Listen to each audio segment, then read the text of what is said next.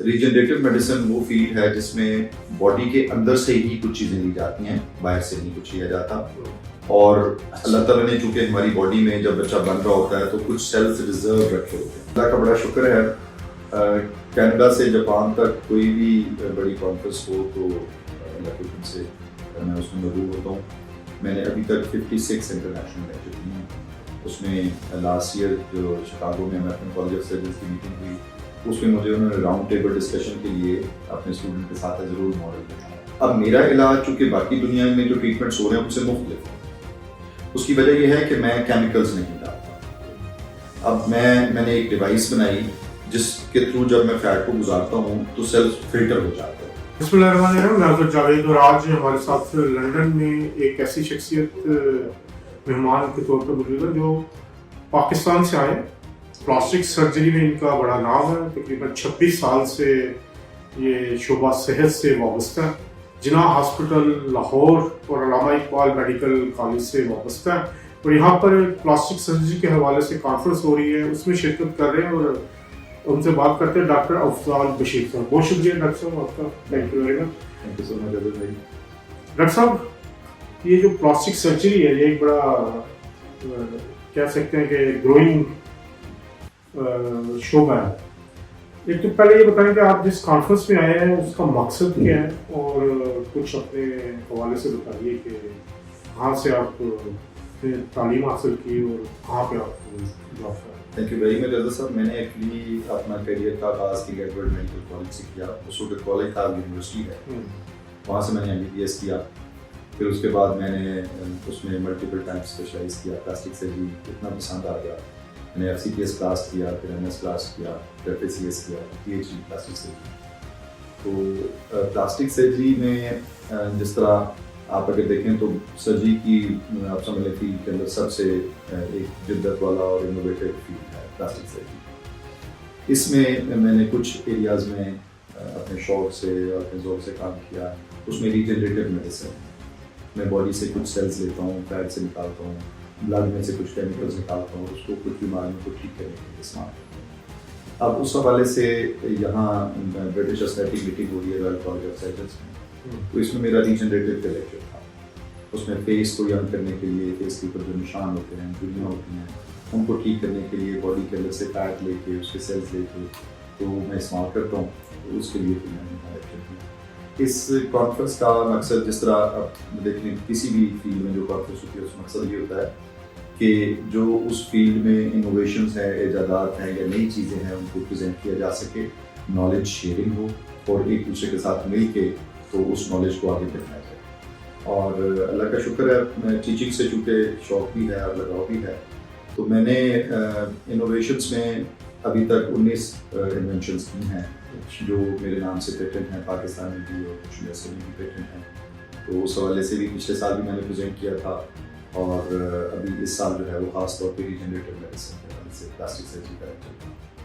آپ کتنی کانفرنسز میں اب تک شرکت کر چکے ہیں, اور دنیا میں کہاں کہاں اپنے پاکستان کو؟ الحمدللہ اللہ کا بڑا شکر ہے, کینیڈا سے جاپان تک کوئی بھی بڑی کانفرنس ہو تو اللہ کے حکم سے میں اس میں مدعو ہوتا ہوں. میں نے ابھی تک 56 انٹرنیشنل لیکچر دیے ہیں. اس میں لاسٹ ایئر جو شکاگو میں امریکن کالج آف سرجنز کی میٹنگ ہوئی, اس میں مجھے انہوں نے راؤنڈ ٹیبل ڈسکشن کے لیے اپنے اسٹوڈنٹ کے ساتھ ضرور ماڈل بنایا, اور اس میں میرا لیکچر بھی تھا. اسی طرح جاپان کی میٹنگ میں ہر سال ریپرزینٹ کرتا ہوں پاکستان کو. UK میں بھی ہر سال میں آتا ہوں, یہاں پریزنٹ کرتا ہوں. پھر جرمنی میں ہر سال پریزنٹیشن ہوتی ہے. پھر کینیڈا میں پریزنٹ کرتا ہوں. پھر تائیوان میں, ابھی پچھلے ہفتہ تائیوان میں تھا, وہاں NTAG میٹنگ تھی, تو اس میں سیکنڈ جو ریجنریٹو والا تھا. اچھا, یہ ہے کیا, ٹیکنالوجی کیا ہے؟ کیونکہ یہ بڑا ایک نیا کنسیپٹ ہے لیکن پاپولر ہو رہا ہے. میں بھی پاکستان گیا ہوں, میں نے دیکھا بہت سارے کلینک اب. جی ایکچولی اگر ہم بات کریں اینٹی ایجنگ کی تو یس یو رائٹ, بہت سارے کلینک کھلے ہوئے ہیں, لیکن اگر ہم ریجنریٹو کی بات کریں تو اس میں کام بہت لمیٹڈ ہے. کوکنگ جس طرح ہم اگر ٹریٹمنٹ کی بات کریں تو موسٹلی جو ٹریٹمنٹ دنیا میں ہوتا ہے وہ باہر سے کچھ کیمیکلز دوائیاں لگا کے تو اس سے ہم یوز کرتے ہیں. ریجنریٹو میڈیسن وہ فیلڈ ہے جس میں باڈی کے اندر سے ہی کچھ چیزیں لی جاتی ہیں, باہر سے نہیں کچھ لیا جاتا. اور اللہ تعالیٰ نے چونکہ ہماری باڈی میں جب بچہ بن رہا ہوتا ہے تو کچھ سیلز ریزرو رکھے ہوتے ہیں, وہ پھر ساتھ ساتھ جب بچہ بڑا ہوتا جاتا ہے تو وہ ریزرو سیلز پڑے رہتے ہیں, اور جب ان کی ضرورت ہوتی ہے تو وہ موبلائز ہوتے ہیں اور پھر جا کے وہ اپنی جو پرابلم ہوتی ہے اس کو ریپیئر کرتے ہیں. اسی کو ہم نے آگے ایکسٹینڈ کرتے ہوئے اللہ نے ہمیں عقل دی, تو ہم نے ان سیلز کو لوکیٹ کر کے سیپریٹ کرنا شروع کر دیا.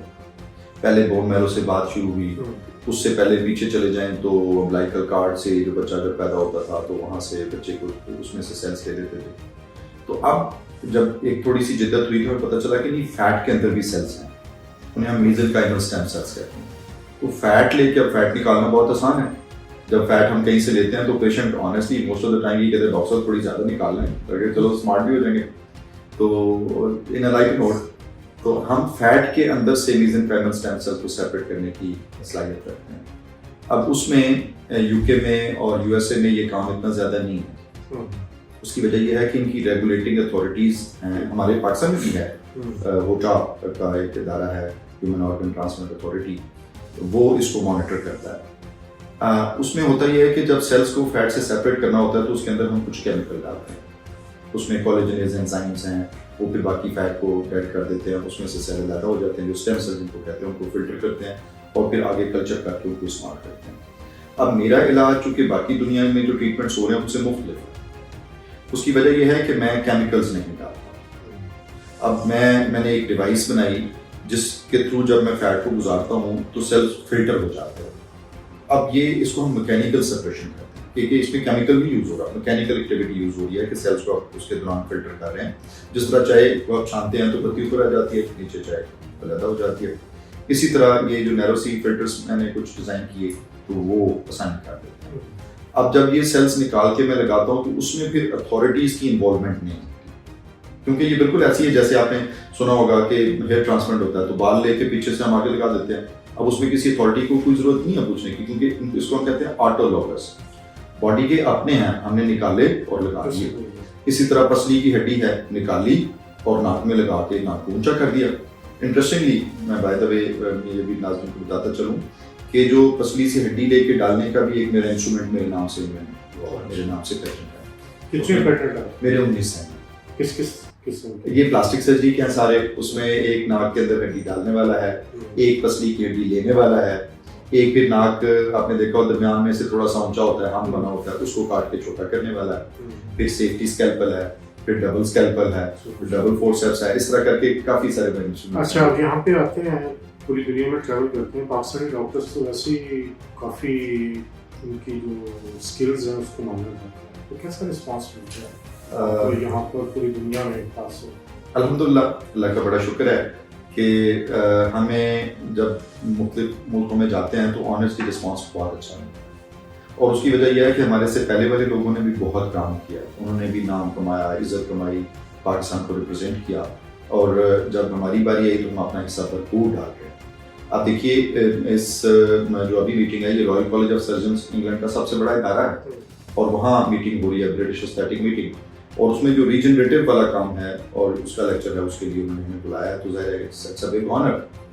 اسی طرح جب میں بتا رہا ہوں کہ امریکہ میں گیا تو امریکن کالج آف سرجنز کی میٹنگ تھی تو اس میں مجھے بلایا, پھر جاپان سوسائٹی پلاسٹک سرجری کی میٹنگ انہوں نے بلایا, اور ابھی دسمبر میں جرمنی کی میٹنگ ہے تو انہوں نے ابھی سے ہی مجھے بک کیا ہوا ہے کہ آپ نے لیکچر دینا اس میں. تو یہ بہت بڑی آنرس بھی ہوتی ہیں, رسپانسبلٹی بھی زیادہ ہے کہ آپ نے اپنے آپ کو ریپرزینٹ نہیں کرنا, آپ نے اپنی مٹی کو ریپرزینٹ کرنا.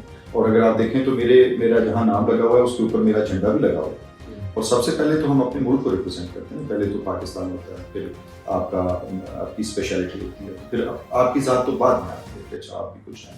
اچھا, ایک اور بڑا جو فنومین ہے, پچھلے سال پاکستان نے انڈیا کو شکست دی تھی, اس کے بعد الحمدللہ آپ تو ٹریول کرتے ہیں, اس کے بعد کیا فرق دیکھا؟ ریسنٹلی ابھی پاکستان میڈیٹر بھی بنا امریکہ اور ایران کے درمیان, کوئی آپ کو فرق محسوس ہوا؟ جی اس سے ہماری آنرز پلاسٹک بڑی ہیں, اور پرٹیکولرلی یہ ہوتا ہے کہ جو ہمارے انڈین دوست ظاہر ہے وہ جب ملتے ہیں تو تھوڑا سا ایسے نا مطلب ادھر ادھر ہو جاتے ہیں, تھوڑا سا نظریں چرا جاتے ہیں, تو فرق تو ہے.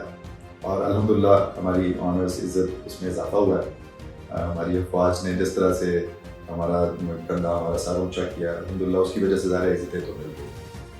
بہت شکریہ آپ کا ڈاکٹر صاحب. تھینک یو ویری مچ, بہت شکریہ. یہ تھے ڈاکٹر صاحب جو اس وقت لندن میں ہونے والی ایک کانفرنس میں پاکستان کی نمائندگی کریں.